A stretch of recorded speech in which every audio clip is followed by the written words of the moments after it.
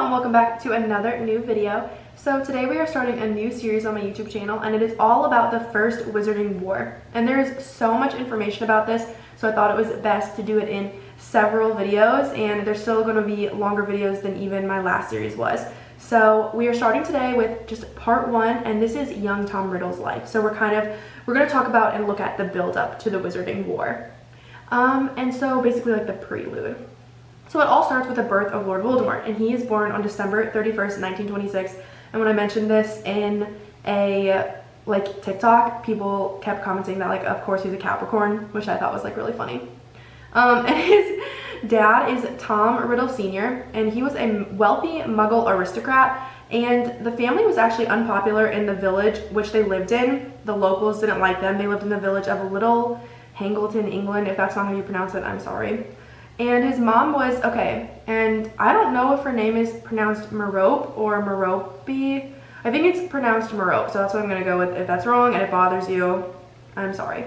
So Merope Gaunt is his mother, and she is a pureblood witch. And the Gaunts were a very dysfunctional and sort of I don't know, just a weird wizarding family. They were purebloods, but they were heavily inbred, and they were pureblood supremacists, but at the same time they were very poor, so they're not quite like the Malfoys or the Blacks, where they were supremacists but also very wealthy. And so they live in poverty across a valley from the village where Tom Riddle Sr. lives.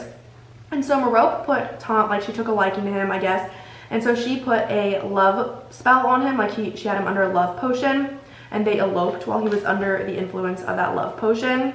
And this was sort of scandalous in the town. Both of the families were really unpopular in the village, so people were gossiping about it, I guess. And eventually Merope got tired of living a lie, so she took Tom Riddle Sr. off of the love potion and just sort of hoped that he would want to be a member of their family anyways, but he did not, and so he left them. And she was very depressed after this, and she actually stopped using magic altogether. So she was just sort of living as a pauper, a non-magical pauper in the streets of London. And she had stolen some of her family's heirlooms, I guess, even though they were living in poverty. Maybe they had a few things left, and she sold it on the street. And fortunately, I guess, when she was ready to give birth, she found shelter at a Muggle orphanage called Wool's Orphanage during childbirth, but she did die during childbirth, and so Tom Riddle was born in Wool's Orphanage, which is where he would then spend the next 11 years. And it is said that his conception being due to coercion, as well as growing up without parents that loved him, is kind of why he was so strange, and he had symptoms of strangeness even as a child.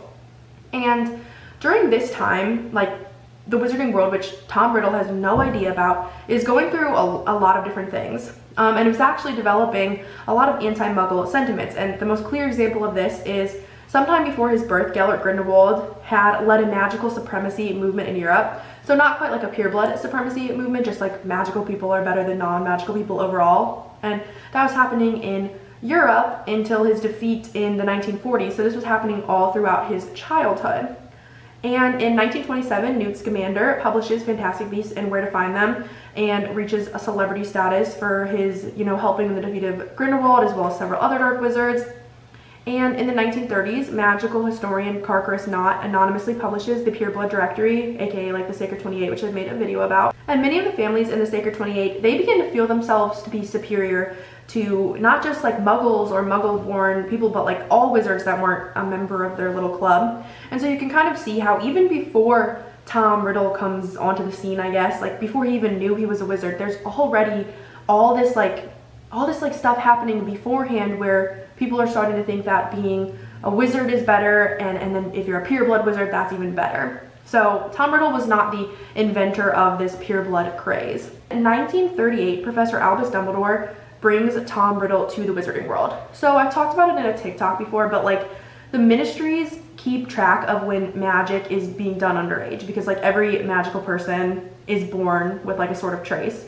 And so if somebody that's not from a registered family does something magical, that's kind of how they discover Muggle-borns. And usually a professor from the school they would attend goes and talks to them about it. So that's why Professor Dumbledore was doing this. So he goes to the orphanage and talks to Tom, and he was a Transfiguration teacher and deputy headmaster at the time. And Dumbledore noticed right away that Tom was incredibly, very naturally talented, naturally gifted. But he also noticed that Tom had a dark air about him. And he was basically like overly secretive, vindictive, and he kind of had a will to dominate others. You guys remember the scene in the book where he, took revenge on other children at the orphanage. So right away Dumbledore is noticing that he's got some like negative qualities to him, but he's hoping he's just misunderstood, and like in the magical world he won't be misunderstood anymore, and so he'll be better.